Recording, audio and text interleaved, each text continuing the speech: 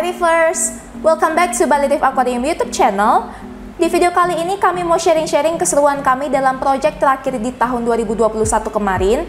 Selain merupakan proyek terakhir, ini juga merupakan proyek terbesar tahun lalu juga, yang dimana kami sangat bersemangat karena diberikan kepercayaan oleh WWF Indonesia untuk ikut berkolaborasi dalam pembuatan Sea Life Rehabilitation Unit pertama di Indonesia, yang merupakan inisiasi program dari I Am Flying Vet.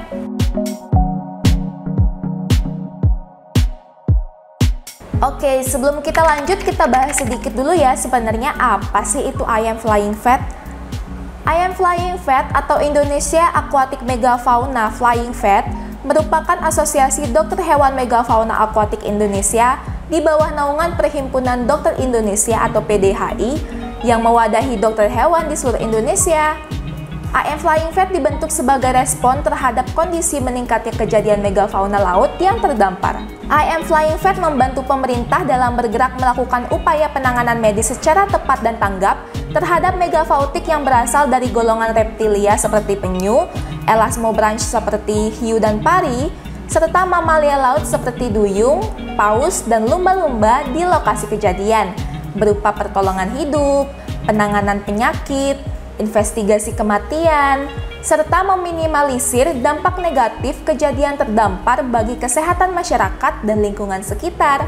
Nah, untuk program Sea Life Rehabilitation Unit sendiri dibangun di daerah Kedonganan, Kabupaten Badung, yang merupakan lokasi dari klinik hewan Kedonganan Veterinary dan didukung penuh oleh WWF Indonesia. Kira-kira seperti apa ya proses tim Project Bali Reef Aquarium dalam pembuatan unit rehabilitasinya? Dan jenis hewan apa saja yang akan direhabilitasi? Penasaran? Tonton videonya sampai akhir!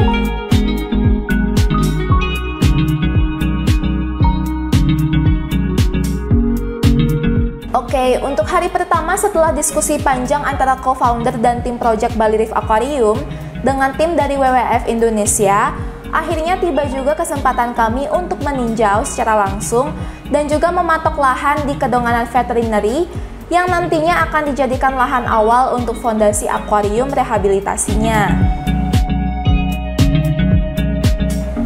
Nah, di hari berikutnya kami langsung melakukan penggalian tanah karena nantinya ini akan kami buatkan akuarium kaca yang agak masuk ke dalam tanah dengan volume 10.000 liter yang memiliki 8 sisi atau biasa kami sebut dengan sisi oktagon guys, dan area sekitarnya juga akan dipaving.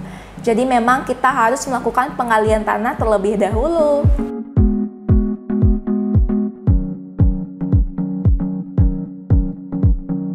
Lalu langkah selanjutnya setelah penggalian, kami mulai merangkai pemasangan rangka besi yang nantinya akan kami bentuk menjadi 8 sisi.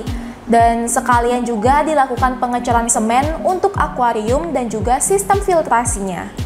Nah, bisa dibilang untuk prosesnya sendiri merupakan proses yang cukup lama untuk di bagian penggalian ini ya guys. Karena memang kita membuatnya tuh dari nol, dari lahan yang masih kosong. Kita memang harus melakukan penggalian tanah dahulu sebelum mulai merangkai rakitan untuk akuarium kacanya.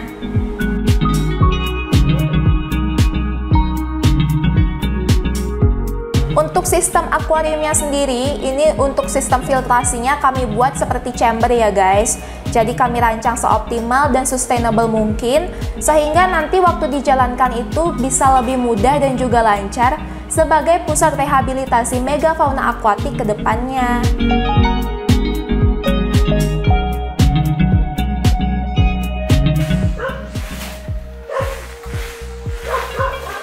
Tuh, sudah mulai kelihatan kan bentuk oktagonnya?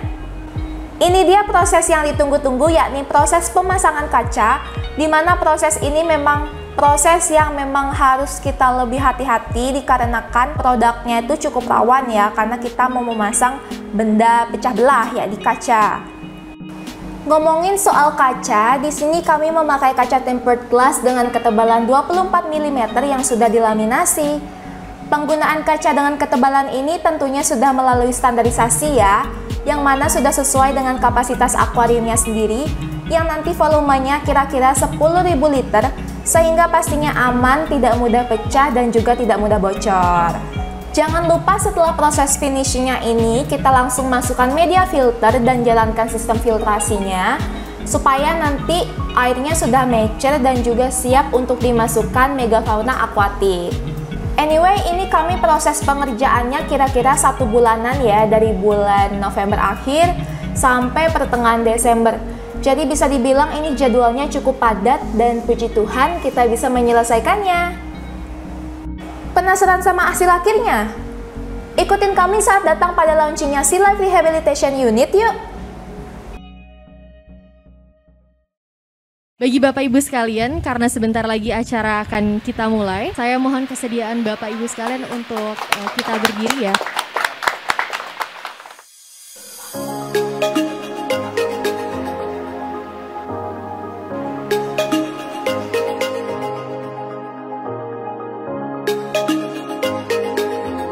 Wah, rame banget di sini guys.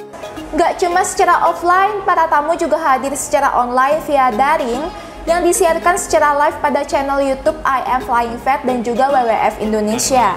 Launchingnya Sea Life Rehabilitation Unit pada tanggal 21 Desember 2021 ini diawali oleh kata sambutan yang hangat dari Direktur Konservasi dan Keanekaragaman Hayati Laut, Bapak Insinyur Andi Rusandi MSI via daring.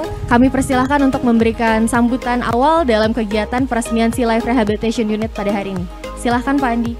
Baik, terima kasih Mbak Kisa ya, Pak MC yang telah memberikan waktu pada kami. Yang menyampaikan ucapan selamat dan harapan untuk kedepannya dari Sea Life Rehabilitation Unit ini sebagai pemrakasa pertama. Diharapkan bisa menjadi contoh dalam perencanaan unit-unit seperti ini lainnya di seluruh Indonesia.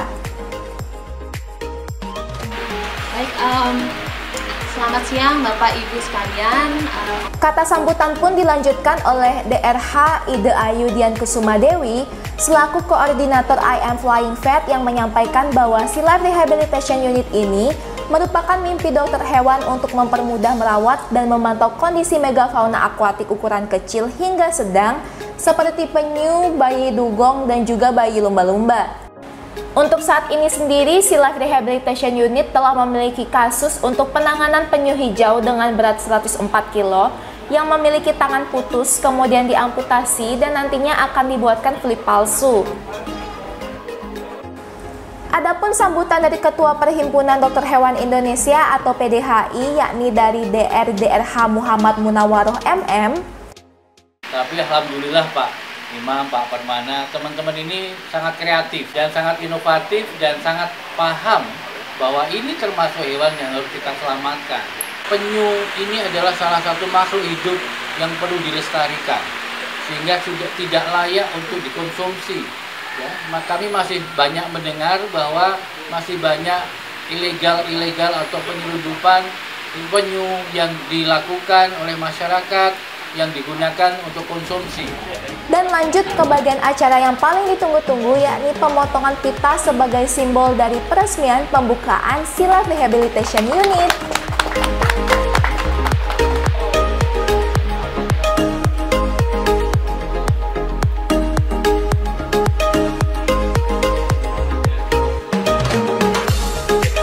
Tidak luput juga penandatanganan prasasti oleh Dr. Imam Mustafa selaku perwakilan dari WWF Indonesia dan juga Kepala BPSPL Denpasar yakni Bapak Permana Yudiarso STMT. Yeay, akhirnya sudah resmi dibuka. Di sini kita bisa lihat skimmer pada sistem filtrasinya bekerja secara optimal untuk akuarium rehabilitasi ini. Kalau kalian perhatikan juga tuh tangannya si penyu hijau itu ada yang putus atau buntung guys. Kasian banget kan? Eits, tapi tenang, syukurnya lukanya itu sudah menutup dan tidak ada luka terbuka lagi di kulitnya. Kita doakan yuk, semoga dengan adanya flip palsu nanti si penyu jadi lebih leluasa bergerak dan juga berenang. Doa yang terbaik deh nanti untuk si penyu hijau.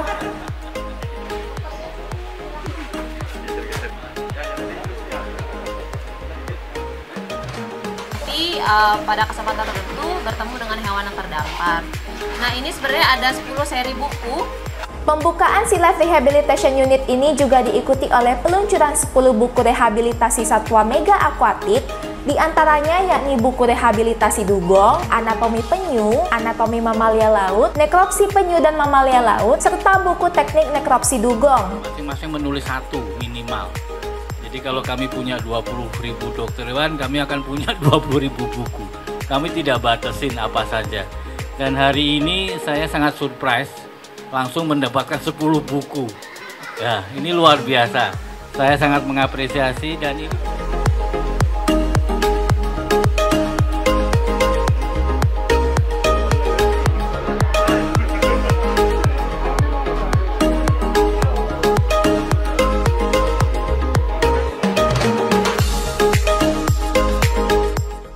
Ada pula talk show informatif dari 4 pembicara, yaitu Dr. Imam Mustafa perwakilan dari WWF Indonesia, Permana Yudiarso STMT dari BPSPL Denpasar, Dr. Hewan Iwayan Justisia MSI dari I Am Flying Vet, dan Imade Sukante dari TCEC. Dalam talk show ini, Dr. Imam Mustafa perwakilan dari WWF Indonesia menyampaikan betapa pentingnya konservasi hewan laut mega akuatik sebagai penyelamat dari illegal trade dan juga meningkatkan survival rate pada hewan laut mega akuatik yang butuh kita perhatikan. Selanjutnya, Dr. Hewan Iwayan Justisia pun juga menyampaikan mengenai kendala-kendala yang menjadi latar belakang berdirinya Sea Life Rehabilitation Unit serta meningkatnya kasus satwa terdampar yang perlu rawat jalan dengan fasilitas yang memumpuni. Konservator Imade Sukante dari Turtle Conservation and Education Center atau TCEC juga menyampaikan harapannya dengan adanya Sea Life Rehabilitation Unit, pemantauan fauna yang sedang direhabilitasi menjadi lebih mudah dan intensif dilakukan oleh para dokter, sehingga TCEC difokuskan untuk menjadi unit pembesaran penyu dan juga konservasi.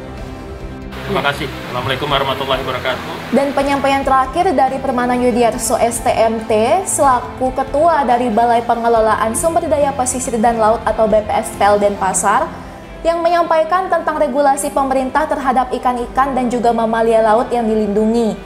Beliau juga menjelaskan bagaimana cara mendapatkan respon cepat saat melaporkan hal yang berkaitan dengan mamalia laut yang terdampar. Dengan adanya seluruh dukungan untuk Sea Life Rehabilitation Unit ini, tentunya besar harapan kami Bali Reef Aquarium juga agar fasilitas ini dapat berjalan dan juga berdampak baik bagi kesehatan laut di Indonesia. Kami pun berterima kasih juga telah diberikan kepercayaan dan dukungan penuh dalam menjalani proyek Sea Life Rehabilitation Unit ini untuk ikut berperan dalam kelestarian laut saat ini. Oke Reefers, sekian dahulu untuk video kita kali ini, semoga bermanfaat. Komen di bawah jika kalian mau kita buatkan project-project video lainnya ya yang berhubungan dengan dunia akuatik. Jangan lupa juga support kami dengan klik tombol like, comment, dan subscribe. We'll see you guys in our next video. Bye-bye!